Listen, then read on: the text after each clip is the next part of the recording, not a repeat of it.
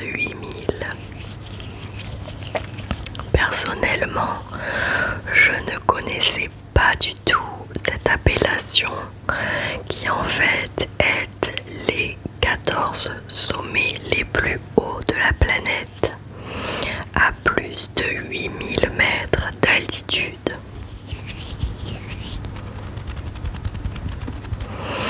Et ce qui m'a fait découvrir les 14 8000, ce sont deux, je crois, films sur Netflix qui traitent de ce sujet. Des personnes qui ont... Ah, il y a un hélicoptère. Des personnes qui ont grimpé ces 14 8000, ou du moins quelques-uns. Alors, en tout premier, le sommet le plus haut de la planète est l'Everest à 8848,86 mètres d'altitude. Il se situe à la frontière du Népal et de la Chine, plus précisément du Tibet. Il fait partie de la chaîne de l'Himalaya.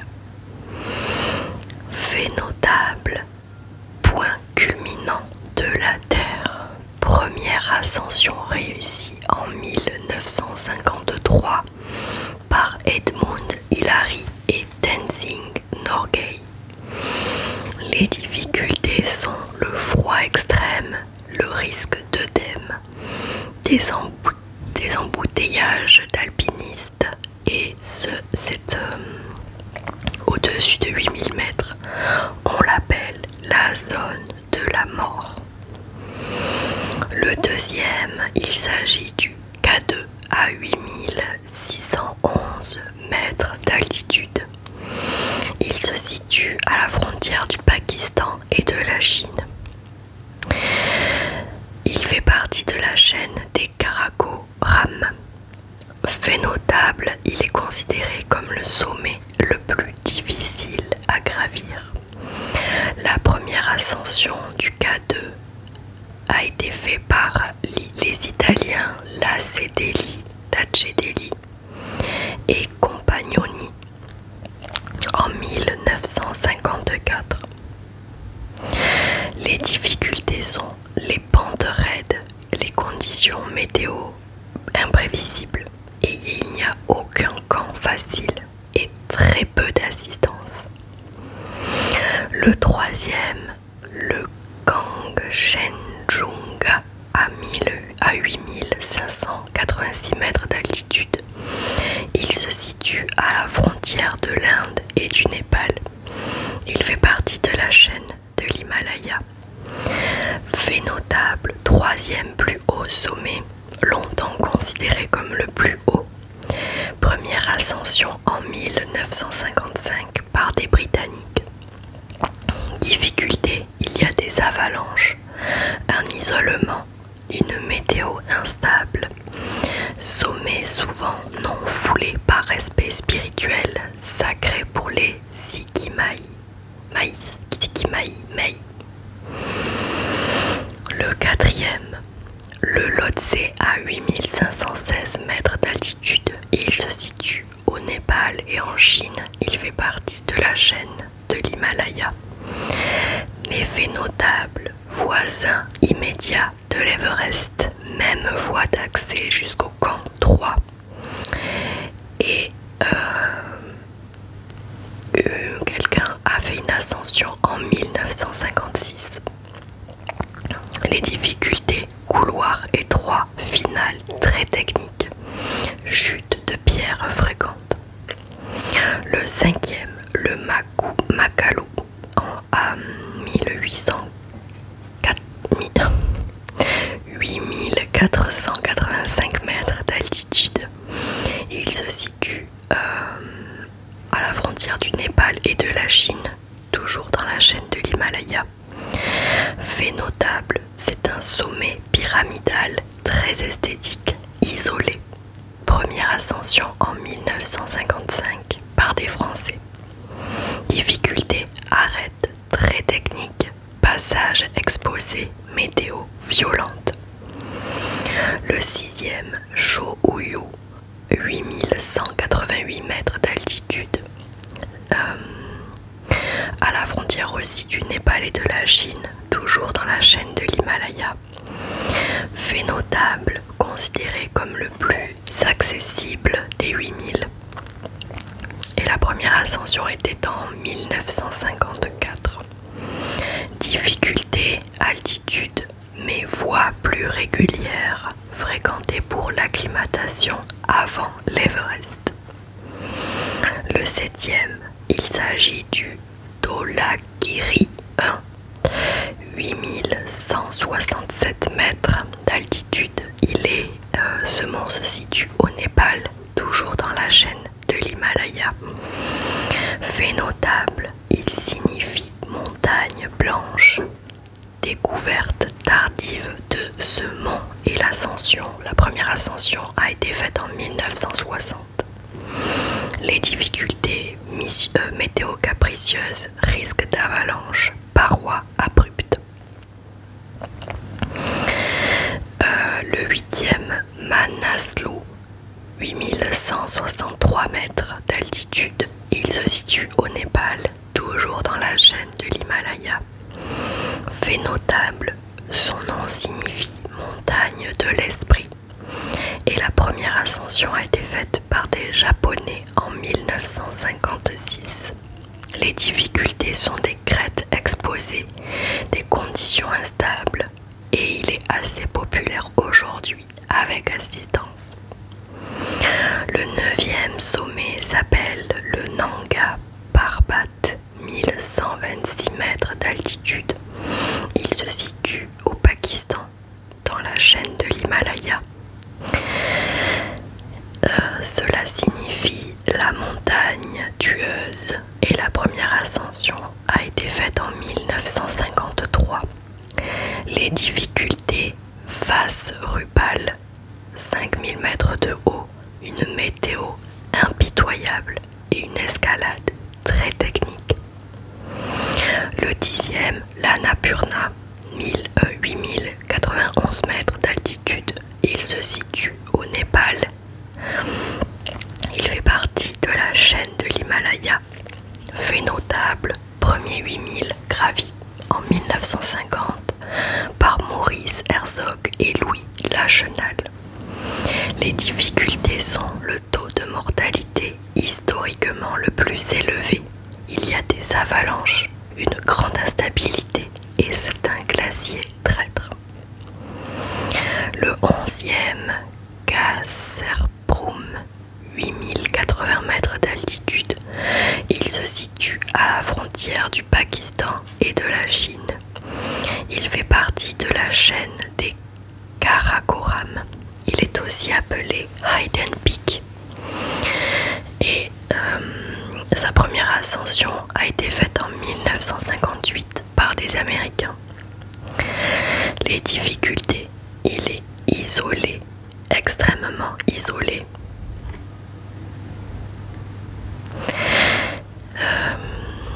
Il y a des pentes glacées et une météo variable. Le 12e, Broad Peak, 8051 mètres d'altitude. Il est au Pakistan et de la frontière du Pakistan et de la Chine. Fait partie de la chaîne des Karakoram. Les faits notables, il y a un large sommet. Du coup, c'est pour ça qu'il s'appelle Broad, d'environ 1,5 km. Et la première ascension a été faite en 1957. Les difficultés, il a une longue arête sommitale. Risques liés à la fatigue. Il y a des risques liés à la fatigue et à la navigation. Le 13e et l'avant-dernier, Kaserprum 2, 8035 mètres d'altitude.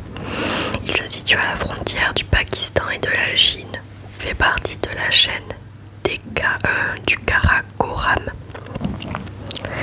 Fait notable, C'est le deuxième plus accessible des Karakoram et la première ascension a été faite en 1956.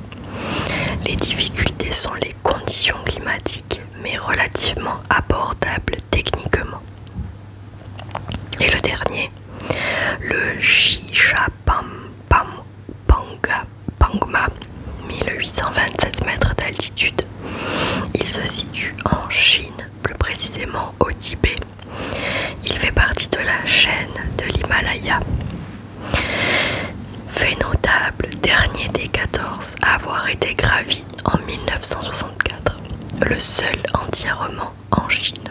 Difficulté, accès limité, il y a des réglementations, souvent gravies en version centrale summit 8008 mètres, pas le vrai sommet du coup. Quelques faits clés sur les 14 8000. Le premier à tous les gravir, Reinhold Messner en 1986, sans assistance d'oxygène. 12 sont situés en Asie, entre le Népal, le Pakistan, la Chine et l'Inde. La zone de la mort, plus de 8000 mètres, est caractérisée par une pression atmosphérique trop basse pour permettre une acclimatation prolongée. Le taux de mortalité varie énormément, plus élevé pour la Napurna 1 et le K2.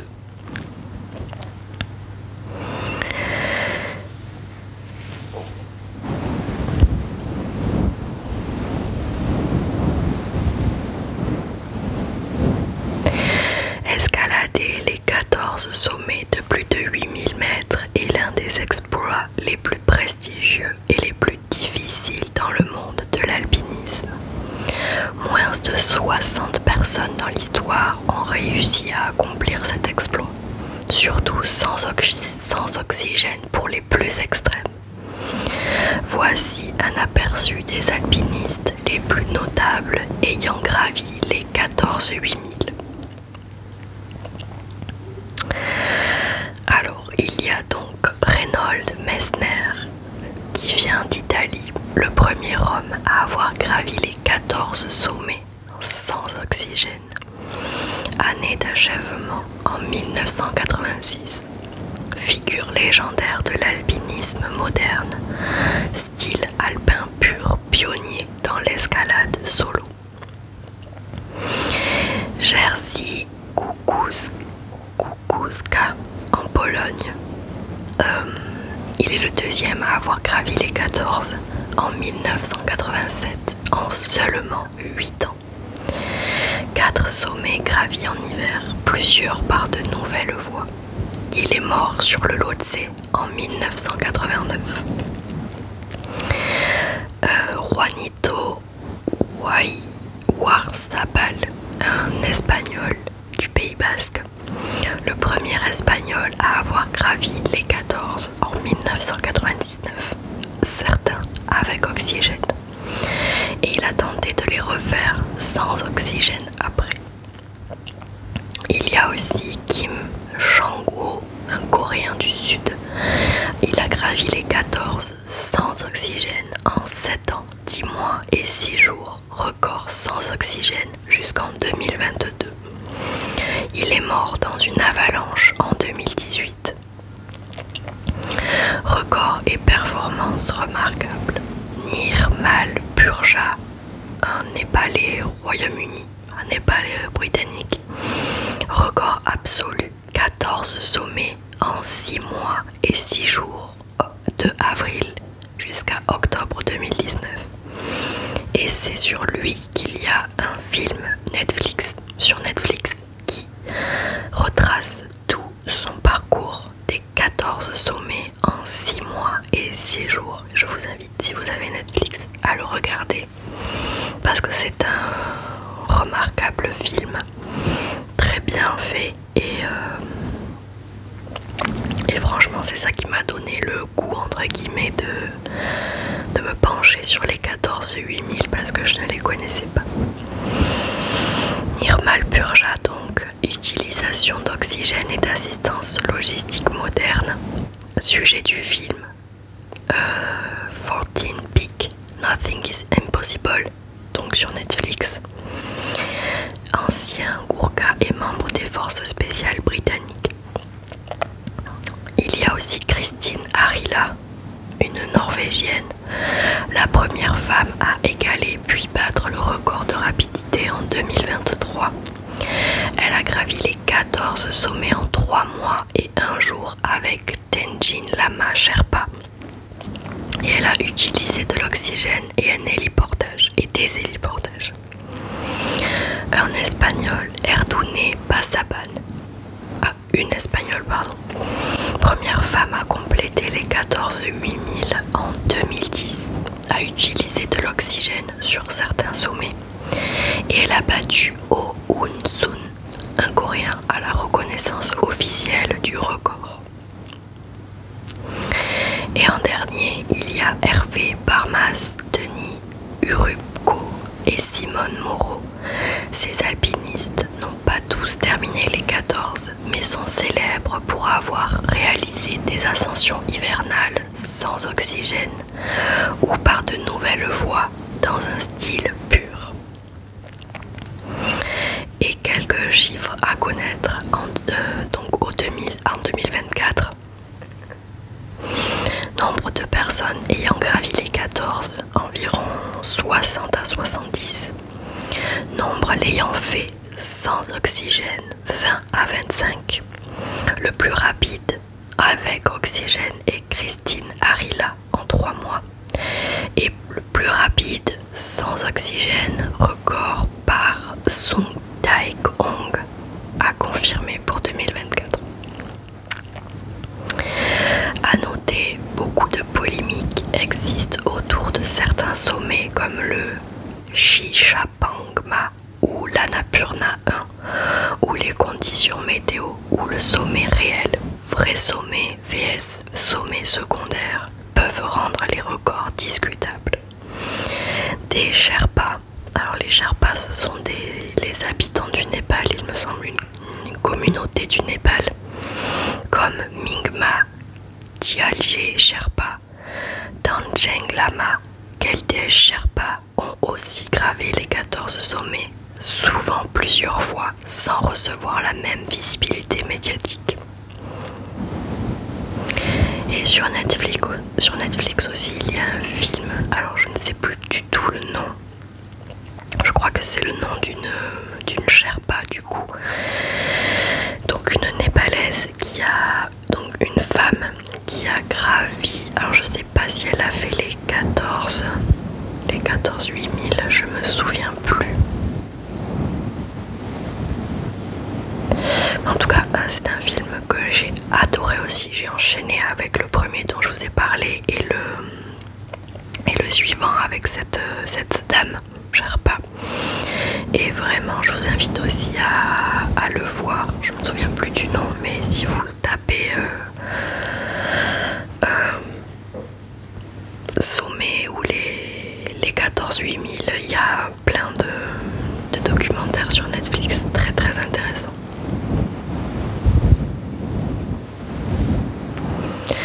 Voilà les amis, c'est tout pour moi pour cette vidéo sur l'alpinisme des 14 8000. J'ai vu aussi qu'il y avait un film d'un youtubeur qui a gravi l'Everest. Je n'ai jamais regardé ce film, mais c'est vrai que j'ai l'impression que maintenant gravir l'Everest, c'est un peu entre guillemets donné à tout le monde. Et j'avais vu une photo sur internet et ils l'ont aussi montré dans un film avec le premier film dont je vous ai parlé avec le Britannique népalais. Ils ont montré une photo où en fait sur l'Everest on peut croire qu'on est tout seul à monter. Et bien pas du tout. Il y a donc la meilleure période pour j'ai très chaud. La meilleure période pour monter l'Everest, c'est je crois c'est au printemps de l'hémisphère nord, ouais.